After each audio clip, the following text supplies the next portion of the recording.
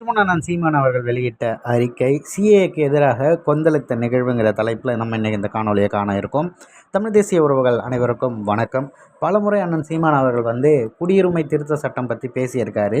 இருந்தாலும் இந்த முறை அமல் பண்ணிட்டாங்க அப்படின்னும் போது அதற்கான எதிர்ப்பு குரலை பதிவு செய்யணும்னு சொல்லிட்டு அண்ணன் வெளியிட்டுள்ள அந்த அறிக்கையில் என்ன சொல்லியிருக்காருன்னா, குடியுரிமை திருத்த சட்டத்தை பாஜக அரசு நடைமுறைப்படுத்துவது நாட்டு மக்களை பிளவுபடுத்தவே வழிவகுக்கும். இஸ்லாமியர்களை தனிமைப்படுத்தியும் ஈழத்தமிழர்களை புறக்கணித்தும் கொண்டு வரப்பட்ட குடியுரிமை திருத்த சட்டத்தை நடைமுறைப்படுத்தும் விதமாக பாஜக அரசு வெளியிட்டிருப்பது வன்மையான கண்டனத்திற்குரியது. வேற்றுமையில் ஒற்றுமை எனும் பன்முகைத்தன்மை கோட்பாட்டின் கீழ் இந்திய பெருநாட்டை மத ரீதியாக பிரித்து துண்டாடவே பாஜக அரசின் கொடுஞ்செயலுக்கு வழிவகுக்கும்.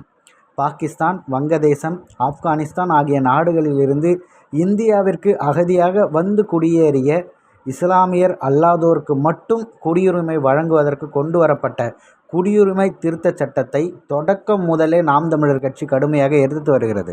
மத பாகுபாட்டை மக்களிடையே ஏற்படுத்தி இஸ்லாமிய மக்களை தனிமைப்படுத்தும் உள்நோக்கம் கொண்ட அந்த திருத்த சட்டத்தை எதிர்த்து பல்வேறு மக்கள் திரள் போராட்டங்களை நாம் தமிழர் கட்சி முன்னெடுத்தது. 1955 நிறைவேற்றப்பட்ட குடியுரிமை சட்டத்தின்படி இந்தியாவில் 11 ஆண்டுகளுக்கு மேலாக வசிக்கும் வெளிநாட்டவர்களுக்கு குடியுரிமை வழங்க அச்சட்டம் வழிவகுக்கிறது.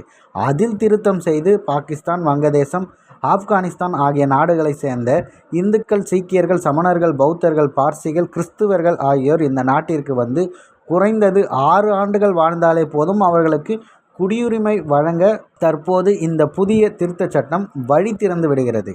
இஸ்லாமியர்களை மட்டும் திட்டமிட்டு புறந்தள்ளிவிட்டு மற்றவர்களுக்கு குடியுரிமை வழங்கும் திருத்த சட்டம் மூலம் இந்த நாட்டின் அடித்தளமான மதச்சார்பின்மை கோட்பாடு முற்றுமுழுமாக துடைத்தெறியப்படும்.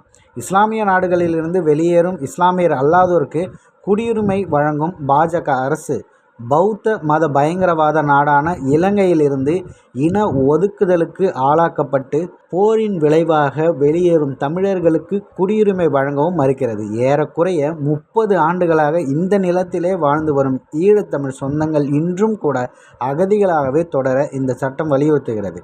ஈழ சொந்தங்களை இப்பட்டியலில் புறக்கணித்ததன் மூலம் தமிழர்கள், இந்துக்கள் என பொய்யுரைத்து வாக்கு வேட்டையாட முயலும் பாஜக போன்ற இந்துத்துவ இயக்கங்களுக்கு எதிராக நாங்கள் முன்வைத்த தமிழர்கள் ஒருபோதும் இந்துக்கள் அல்லர் எனும் முழக்கம் மெய்ப்பிக்கப்பட்டு நிலைநிறுத்தப்பட்டிருக்கிறது. ஆகவே ஈழத்தமிழர்களை புறக்கணித்தும் இஸ்லாமிய மக்களை பிரித்து தனிமைப்படுத்தி நாடற்றவர்களாக மாற்ற முனையும் குறிக்கோளோடவும் நடைமுறைப்படுத்தப்பட்ட குடியுரிமை திருத்த சட்டத்தை தேசிய இனங்களின் உரிமைக்கு பாடுபடும் அனைத்து மாநில கட்சிகளும் உறுதியாக எதிர்க்க வேண்டும் என கேட்டுக்கொள்கிறேன்.